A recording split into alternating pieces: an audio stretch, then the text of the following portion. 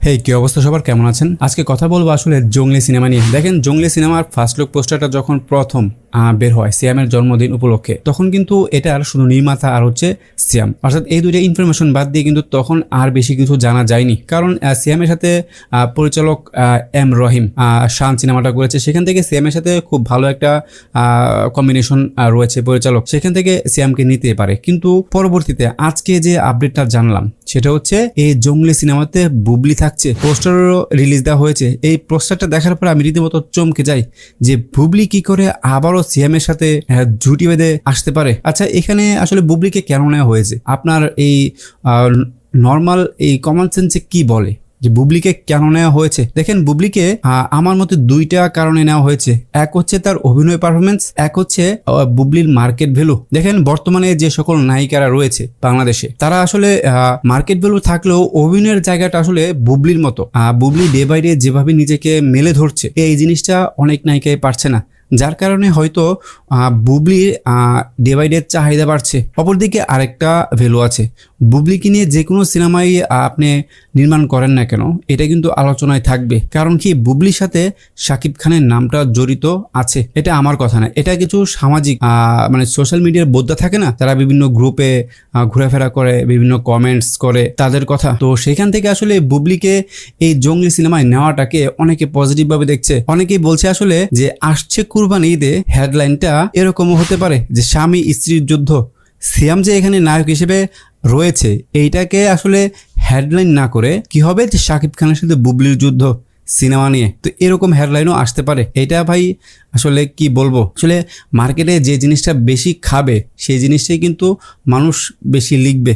তো সেইখান থেকে এরকমটা হতে পারে। তো এই একটা কারণে আসলে অনেকে ভাবছে নেওয়া হয়েছে।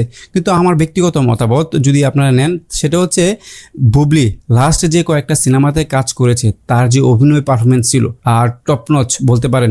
বাংলাদেশে অন্যান্য নায়িকা যারা রয়েছে তাদের অভিনয় তো দেখি, তাদের চেয়ে বুবলি বেটার অ্যান্ড বেটার অভিনয় দিয়ে এগিয়ে আছে। কারণ শাকিব খানের বাহিরে এসে বুবলি যেভাবে নিজেকে মেলে ধরছে, অপু বিশ্বাস কিন্তু সেটা পারেনি। এবং অন্যান্য নায়িকারা যারা এখনো আনমেরিড অবস্থায় রয়েছে, তাদেরকেও ছাপিয়ে বুবলি নিজেকে ডে বাই ডে মেলে ধরছে। এই যে জঙ্গলি সিনেমায় বুবলিকে এই নেওয়ার পেছনে আমার মনে হয় তার যে অভিনয় পারফরমেন্স এবং এম রহিম সিয়ামের সাথে যে টান, বুবলি যে টান একটা ওয়েব ফিল্ম করেছিল, এটা কিন্তু দেখেছে। আমার মনে হয় তাদের যে কেমিস্ট্রিটা ছিল টানে, সেইটা থেকে পরিচালক মুগ্ধ হয়েছেন। সেইখান থেকেও হতে পারে যে পরিচালক এই সিনেমাতে বুবলিকে কাস্ট করেছে।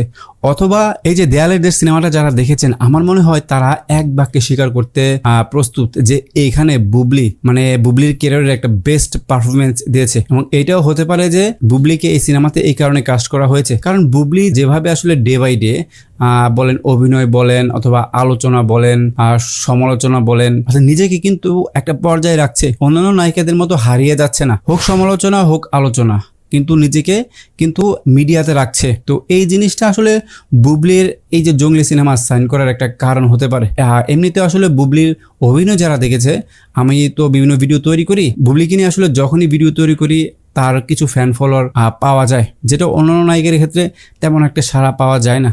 তো সেখান থেকে বলবো আসলে এইসব কারণে হতে পারে যে বুবলিকে এই জঙ্গলি সিনেমায় কাস্ট করা হয়েছে। অনেকেই অনেক কথা বলবে, এটাই স্বাভাবিক। কারণ বুবলি শাকিব খান থেকে বের হওয়ার পরে একের পর এক যেভাবে সিনেমায় কাস্ট হচ্ছে, নিজেকে যেভাবে আসলে একজন আত্মনির্ভরশীল নারী হিসেবে প্রতিষ্ঠিত করার যুদ্ধে নেমেছে, সেইখানে বুবলির এই যাত্রাটা খুবই শোভনীয় নয়। সেখান থেকে বুবলি যেভাবে তার কেরিয়ারটাকে প্রতিষ্ঠিত মানে ধরে রাখছে, এটা কিন্তু খুবই শিক্ষণীয়। অনেকে আসলে ভাবতে পারেনি আসলে এই জঙ্গলি সিনেমায় বুবলি থাকবে। অনেকে ভেবেছিল উঠতি কোনো নায়িকা থাকবে।